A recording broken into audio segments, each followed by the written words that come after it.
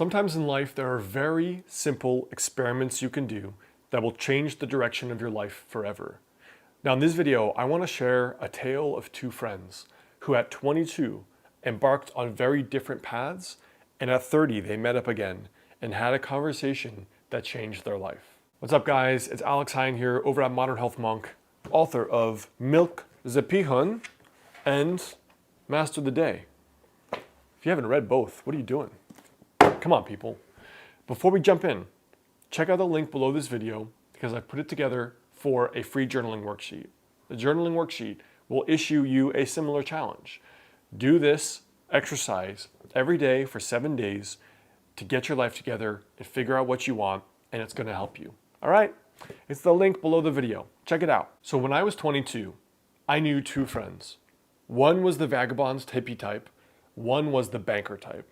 So one of my friends decided that the second she graduated college at Clemson, she was going to move to Thailand and volunteer for a year or two, and then just see where life brought her, basically. My other friend was very much an in-the-box kind of guy.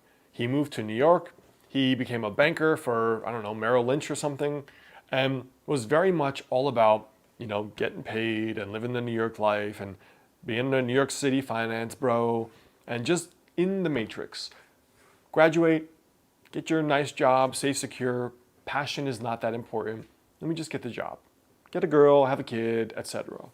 Now, as time went on, my hippie vagabond friend, as we'll call her, moved to Thailand and volunteered for 2 years. Then she went to Cambodia. We met up in Taiwan for 6 months.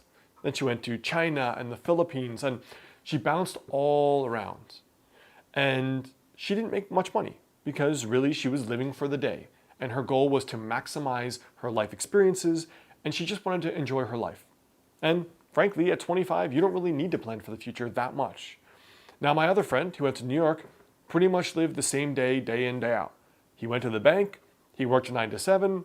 At night, all the finance bros got drinks, and they spent a lot of money on alcohol and dinner. And he made a lot of money on day one. He was 22, making 80 grand. And by the time he was in his almost 30, that number went up a lot. So he was doing well, even for living in New York. Now, an interesting thing happened when we all met up around 30. She and he and myself were all having drinks one night in New York. And I was shocked to hear him say how much he had always admired her life. And he said, "You've done all the things that I was not brave enough to do in my own life." And that's when I got my epiphany of the day that is issuing you this challenge here today. Now, can you guess what that one thing that my hippie friend did with all this life experience and all this fulfilling life? What was the one thing that she did that he did not? The one thing was that every time she felt fear or anxiety, she still did that thing. And that was the only thing that made the difference. Whereas my friend wanted to do all of those other things. But his moving to New York and doing finance was all safe, secure wins. And so every time he felt the urge to go travel, or the urge to go volunteer somewhere, or the urge to take a summer off and go to Spain, the fear that told him, don't risk it, just be the same, stay safe, overcame his action. So my 100-day challenge to you is simple. For the next 100 days, every single time you feel anxiety or fear around something, you go do that thing. Because if I've learned one thing, it's that over the long run, the people whose lives stay the same as they age are the ones who are not brave enough to take a risk on something they're afraid of. They don't ask out the person they really, really want because they're scared. They don't take the job they really, really want or ask for the raise they actually want, the salary, because they're scared. They don't go to that country because they're scared. They never write a book because they're scared. They never upload a YouTube video because they're scared. They never put any of their work out there publicly because they're scared. But the irony is, everyone feels that fear, but the people who do it anyway are the ones who grow. So for the next 100 days, every time you feel any of the following fears, go do them. Anytime you feel a person you are attracted to, you're feeling it, ask them out no matter where you are. The juice shop, the gym, your work, if it's professional and you're allowed to, ask that person out, the one you really want to. Or if you want to decrease the ante, just talk to them. Talk to every attractive stranger. If it's in your work, why not apply for the jobs you actually want and get the salary, try to get the salary you actually want?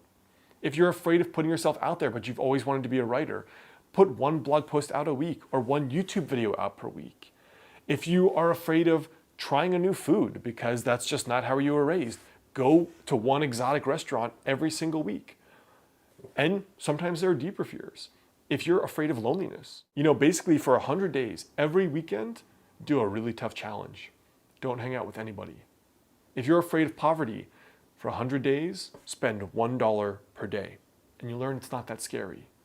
If you're afraid of dogs, go volunteer at an animal shelter and spend an afternoon with them, because then you just collapsed and destroyed that fear. The net result after 100 days is that you will have conquered one of your major life fears. And once you've done that once, you can do that again. And once you've done that 10 times, you'll learn that being fearful is almost a kind of identity. And in the same way that I learned, once you get over the fear of writing one book, the door's open to writing another book. And once you write one script or one page of your book, you can write a second page. Or once you shoot the first YouTube video, you can shoot the second. So my challenge to you for 100 days is to pick some of the things you're afraid of and do them every single week. Because when you do this for a month or 6 months or a year or 5 years, soon enough, you become the person that has no major fears. And when you have no fear, or at the very least, don't listen to it, your life can become so freaking incredible, because while 99% of people want to do all those things, you'll be the 1% who's actually doing it. So stop making excuses, go do it for 100 days. That's all I've got today, guys. Check out those links below, and I'll see you soon.